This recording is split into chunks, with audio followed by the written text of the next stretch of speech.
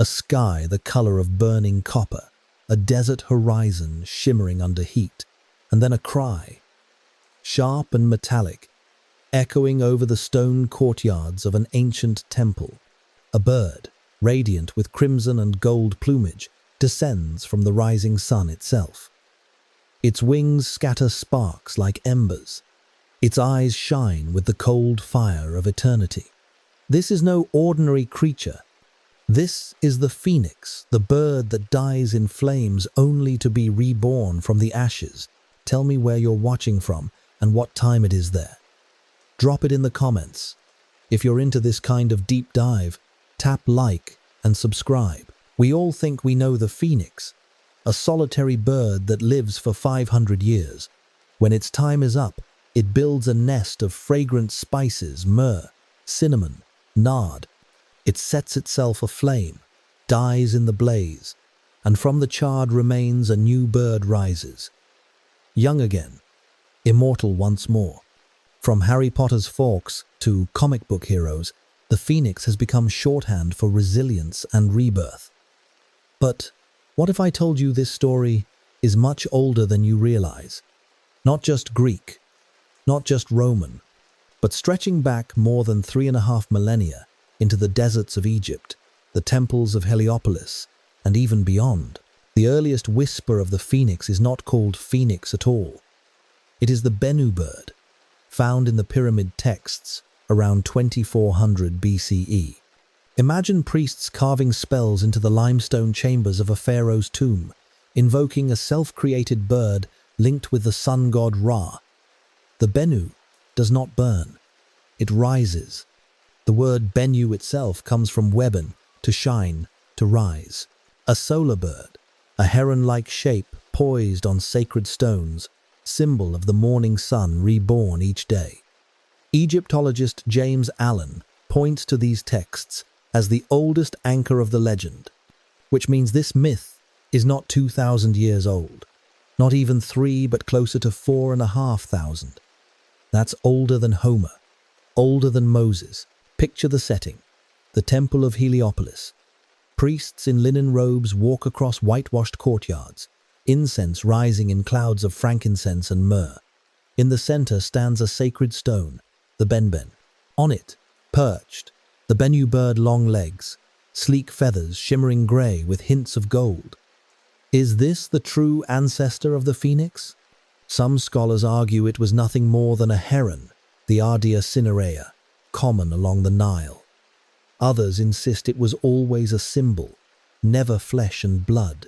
But one thing is certain. The Egyptians tied it to cosmic renewal, the endless cycle of sun and stars. Centuries later, Herodotus, the Greek historian writing in the 5th century BCE, travels to Egypt. In his histories, he describes a fabulous bird said to come from Arabia every 500 years to Heliopolis. It carries the body of its father enclosed in a ball of myrrh, deposits it at the temple, and vanishes again into the desert sky. Herodotus admits he never saw the bird himself, only its painted images. But the idea was already spreading. The phoenix as a visitor, a rare marvel, a sacred guest from distant lands. From there, the story mutates. Roman naturalists, like Pliny the Elder, write of its fiery death. Poets like Ovid in his Metamorphoses wrap it in vivid Latin verse. From itself it is reborn, from itself it dies. Christian thinkers like Clement of Rome turn it into a sermon illustration, proof of resurrection, a bird that shows even nature teaches eternal life. But here's the part people miss. That famous 500 years isn't random. It may link to Egypt's Sothic cycle, the rising of Sirius, which resets the calendar every 1,461 years. Tacitus even says so. Was the phoenix a cosmic clock? A way for priests and astronomers to measure eternity itself? And so the myth moves like fire along trade routes. From Egypt to Greece, from Greece to Rome, from Rome into Christianity. Each culture reshapes it. Each adds fuel. What began as the grey heron of the Nile becomes the burning bird of the Mediterranean imagination. But if its origin lies in Egypt, how far did the flame spread? Could it have touched Persia, India, even China? That's where the story turns next, because the phoenix is not alone. Across continents, other great birds appear fiery, eternal, strange. And when we line them up side by side, the pattern gets even stranger. The smell of resin, the crackle of torches against limestone walls, scrolls unrolled by careful hands in a scriptorium. This is how myths migrate not in firestorms, but in ink and memory. The bird that began as the Egyptian bennu spreads like sparks on the wind, carried across centuries by storytellers, historians, and priests. To trace the phoenix's flight, we follow its footprints across languages and empires. Why does this matter? Because every retelling reshapes the bird. Each culture reforges it into a new emblem of empire, of immortality, of faith. The phoenix is not a single bird, but a chain of transformations, one body reborn in many forms. The first written feathers belong to Egypt. Around 2400 BCE, the pyramid texts describe the bennu as the Ba, the soul of Ra himself. Later, Middle Kingdom hymns, circa 1600 BCE, expand the bird's imagery, perched on the sacred willow of Heliopolis, shining at dawn, the self-generated fire of creation. If our title claims 3,600 years, it's this Middle Kingdom moment that makes the math. By 2025, that's about 3,625 years since its image first hardened into sacred tradition. When Herodotus records his Egyptian encounters in the 5th century BCE, he admits he only saw painted representations. He says the phoenix resembles an eagle, but more ornate, crimson and gold feathers glimmering like the horizon at sunset. He repeats the Egyptian priest's claim of a 500-year cycle. Already, the motif of time has fused with exoticism. The bird arrives not yearly, but only once in many lifetimes. A living comet. Roman naturalists seize on the image. Pliny the Elder, writing in 77 CE, puts the phoenix into his Naturalis Historia. Here, its cycle becomes fixed 5 centuries. Its death, he insists, comes in fire. But not just any fire. The bird builds a nest of cinnamon and myrrh, fragrant woods stolen from Arabia and India. The image is luxurious, imperial, rare spices, impossible lifespans, a creature too precious to touch. In Pliny's Rome, the phoenix is no longer a priest's heron.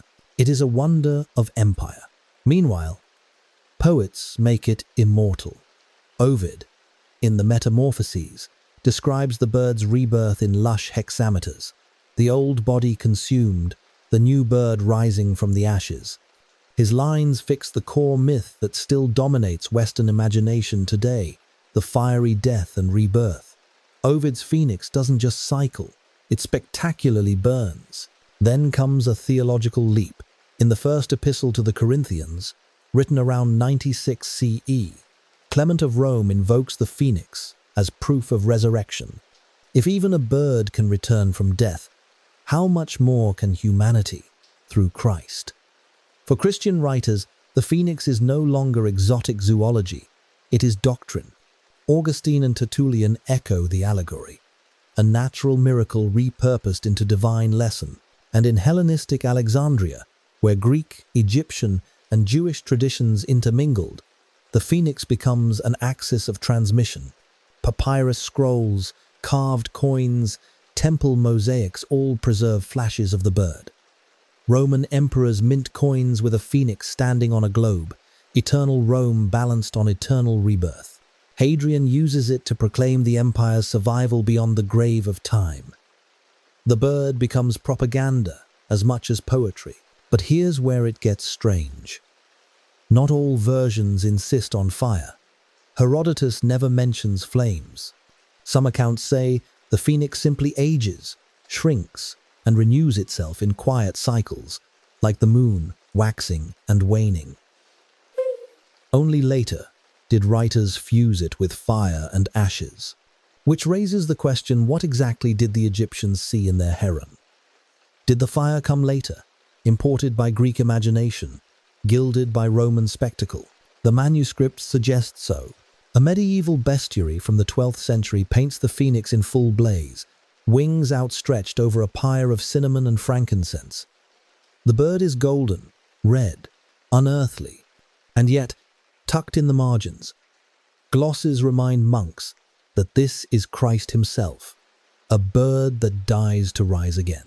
By then, the Egyptian heron was long forgotten. Transmission is never neutral.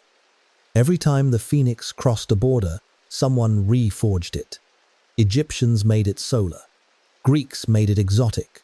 Romans made it imperial. Christians made it eternal. But is it truly one bird, or a flock of overlapping myths that scholars later stitched into one? Because as soon as we leave the Mediterranean, another question blazes up. Other cultures already had giant birds of fire and wisdom: the Persian simurgh, the Chinese fenghuang, the Hindu garuda. Were they cousins, copies, or entirely independent flames? The phoenix is about to fly east, and when it does, we begin to see echoes too uncanny to dismiss. A red sun sinks behind desert cliffs. The air cools, but the sky smolders, as though the heavens themselves keep a secret ledger of cycles and rebirths. This is the domain of the phoenix, not only a bird, but a code embedded in myth, number, and language. To truly understand it, we have to strip the story to its bones. Classification, etymology, age. Why does this matter? Because myths don't survive for 4,000 years by accident. They survive because their symbols are coded, repeatable, and adaptable. The phoenix is mathematics as much as metaphor. Start with the scholarly toolkit, the Arne Thompson Uther Index. The phoenix has no neat tail type, but its heart beats in motif Aeoni 1000, 337.1, death and resurrection of the bird. It also belongs with motif E750, self-renewing life. These codes sit among the archetypes that surface everywhere: dying gods, eternal seasons, the endless circle of time. It's a way of saying that what the Egyptians imagined as a bird, others would cast as a tree, a god, or a hero. Now to age math. If we trust the pyramid texts of about 2400 BCE, the phoenix is older than Stonehenge, older than most dynasties of China. That's about 4,425 years, from then to now. If we anchor instead in Herodotus, we get roughly 2,455 years. But the 3,600 claim in our title comes from Middle Kingdom hymns around 1600 BCE, when the bennu's imagery hardens into solar theology. From then until 2025, 3,625 years. Close enough to call it true, but the name itself hides another layer. Phoenix comes from the Greek phoenix, meaning crimson, but also Phoenician, a single word that means both blood red and an entire people of the Levant. Was the bird thought to come from Phoenicia, or did its name simply shimmer with the color of flame? Etymologist Beeks suggests the color came first. Yet the ambiguity is telling: a bird of red, a people of purple dye, a desert of fire, one word, many shadows. The Egyptian name, bennu, means to rise or to shine. Imagine the sunrise over the Nile, the way the horizon seems to burn alive, and a heron lifting from the reeds, wings catching the glow. For the Egyptians, the bird was the soul of Ra, the daily miracle of dawn. Its song was said to break the silence at creation itself, the first cry of a world reborn. Numbers, too, become ritual. The phoenix's 500 years is not arbitrary. Scholars like Richard Parker argue it mirrors Egypt's Sothic cycle, tied to Sirius, the brightest star. Every 1,461 years, Sirius resets the calendar. Pliny speaks of 500 years. Tacitus hints at 1,461. Both may be echoes of astronomical knowledge wrapped in mythic feathers. Was the phoenix simply a cosmic timer, disguised as a bird? Evidence breadcrumbs appear in material culture. Roman coins under Hadrian show the phoenix standing on a globe. Rome eternal, world eternal, sun eternal. A 2nd century CE mosaic shows the bird mid-flame, wings arched, surrounded by stars. Medieval illuminations add spice, cinnamon, myrrh, frankincense. What we're seeing is a palimpsest, each layer painted over the last. The heron becomes an eagle, the eagle becomes a torch, the torch becomes a sermon. But here's where the story pivots. If numbers and words built the phoenix, why do similar birds appear far from Egypt? In Persia, the simurgh nests on the tree of life. In India, Garuda wheels across the sky, enemy of serpents, solar like the phoenix. In China, the fenghuang embodies harmony of yin and yang, phoenix in name but balance in essence. Did these cultures borrow from Egypt, or does humanity simply dream the same dream in many places? We've seen the codes, the motifs, the cycles, the etymology. The phoenix is older, stranger, and more systematic than we first thought. But what happens when it meets its cousins across the world? What happens when firebirds collide? A feather falls in the dark, not ash, but gold. And then another, red as blood. When we lift our eyes, the phoenix is no longer alone. Across the mountains of Persia, the deserts of India, the forests of Russia, and the skies of China, other firebirds appear echoes, rivals, or kin. If the phoenix is one flame, these are sparks carried on the winds of time. Why does this matter? Because myths rarely live in isolation.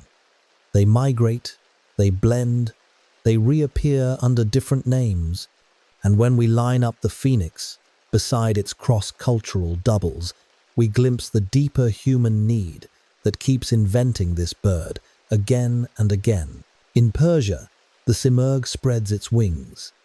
It is vast, large enough to carry a man, wise enough to know the secrets of time.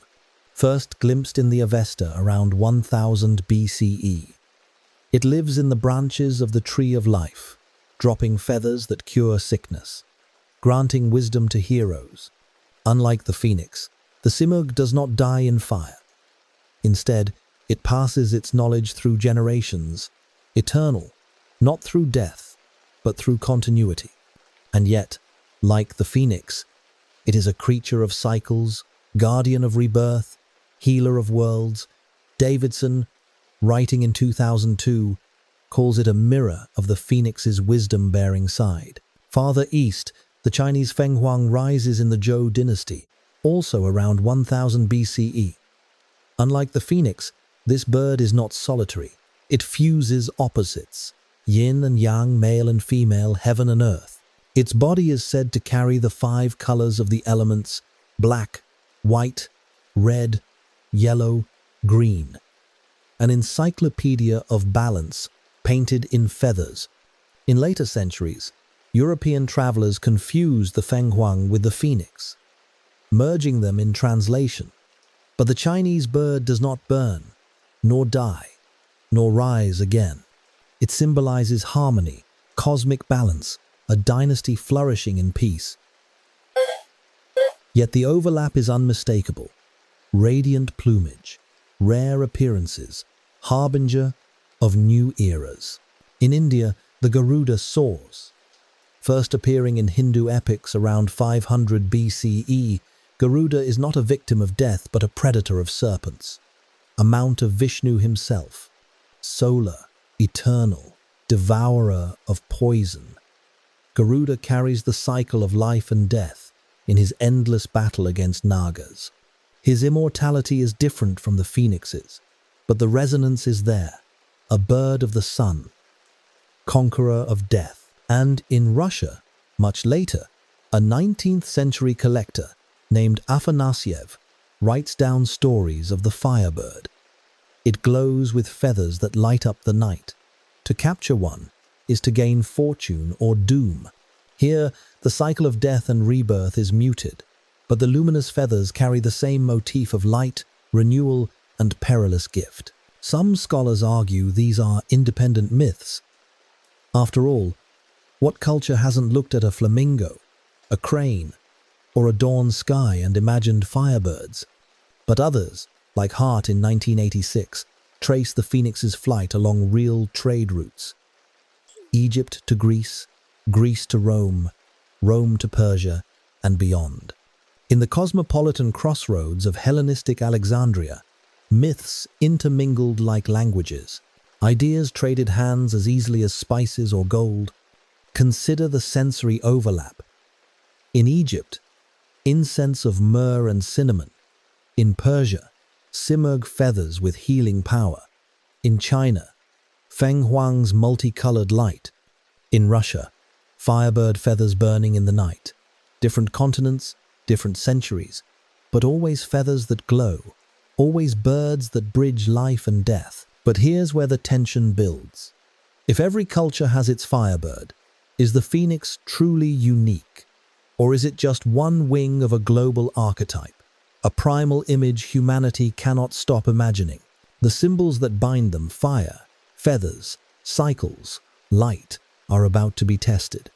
Because in the next step of the story, we dive into the rituals, the numbers, the very colors that gave the phoenix its immortal skin. And when we peel back those symbols, we find more than myth. We find anthropology, astronomy, and the eternal human struggle to explain the rising sun. The air is thick with resin. Myrrh smolders in clay burners, cinnamon bark crackles in the fire, and a curl of smoke winds upward like a ghost. At the center of this ritual lies the phoenix, death and rebirth acted out not in myth alone, but in sensory detail. The smells of spice, the shimmer of gold, the blaze of fire. To decode the phoenix, we must decode its symbols. Why does this matter? Because myths are memory vaults. Every feather, every number, every color encodes knowledge, astronomical cycles, seasonal renewal, even the anxieties of empires. If the phoenix has endured for over 3 millennia, it's because its symbols still whisper to us. Start with fire. Fire consumes, but it also purifies. In Egyptian hymns, the bennu bird shines at dawn, the solar fire reborn each day. For Greeks and Romans, fire was the spectacle, the stage. Pliny writes of the phoenix, igniting its own nest of fragrant woods. Medieval bestiaries paint flames as golden halos, a holy martyrdom. Fire is destruction and promise, the dual face of time itself. Then spices. Why cinnamon? Why myrrh? These were luxuries, imports from Arabia and India. To burn them was to waste treasure, but also to show abundance, empire, divine economy. In Herodotus's tale, the phoenix encases its father in a ball of myrrh. In Pliny's version, it builds a nest of cinnamon and frankincense. In medieval manuscripts, it lies down upon cassia and nard. The bird doesn't just die, it dies in perfume, a death sweeter than life. Was this ritual memory of actual temple offerings, dressed in feathers? Numbers next. 500 years, or 1461. Scholars debate whether these lifespans map onto astronomical events. Tacitus leans toward the Sothic cycle, the heliacal rising of Sirius, a clock that reset Egypt's calendar every 1.5 millennia. Imagine priests watching the sky, marking time not in years but in stars.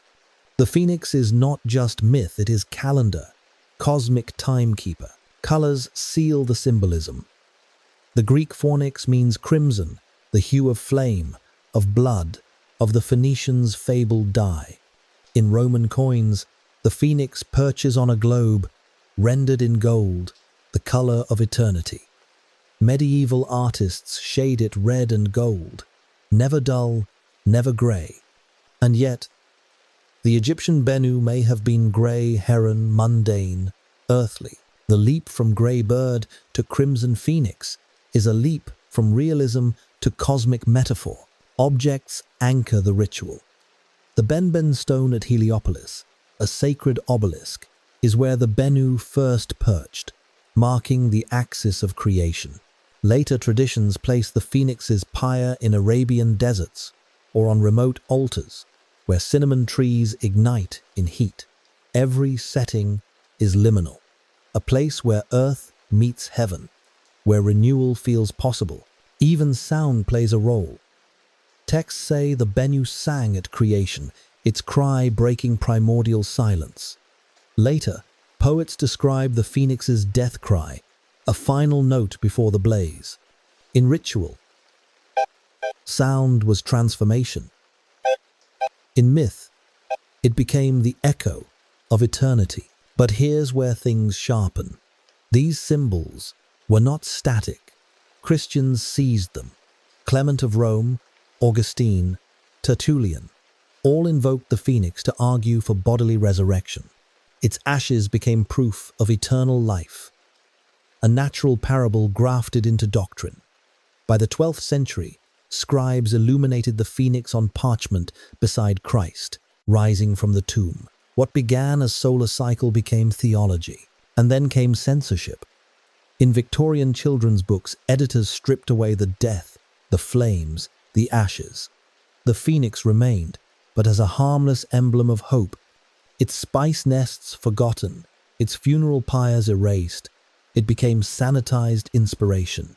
This is how myths are tamed. But peel back those layers, and the phoenix is still dangerous, still raw. A bird of ash and fire, of cycles and stars, of fragrance and flame. And the closer we look at these symbols, the more we see fractures. Not everyone agreed on what the phoenix really was. Was it a heron, a parable, a cosmic cycle, or pure invention? The debates are next. And they may change everything you think you know about this immortal bird. Picture a Roman forum at dusk. Merchants cry out, scrolls are unrolled, and a crowd gathers around a storyteller describing a bird that dies in fire only to rise again. Some listeners nod in awe, others frown, skeptical, and some whisper, impossible.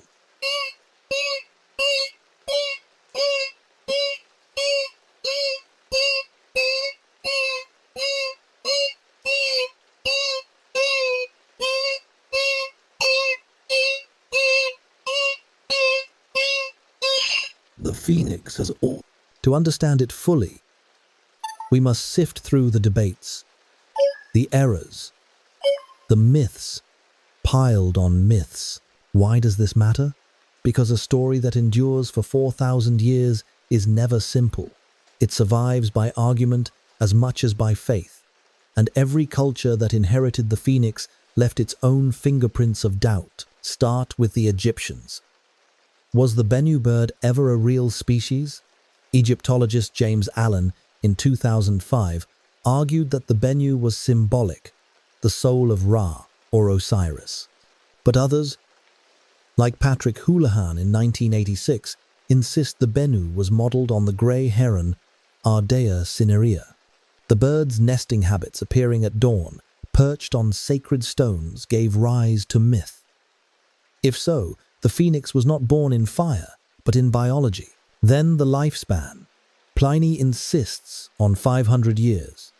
Tacitus, writing in the 1st century, pushes it to 1,461, likely reflecting the Sothic cycle.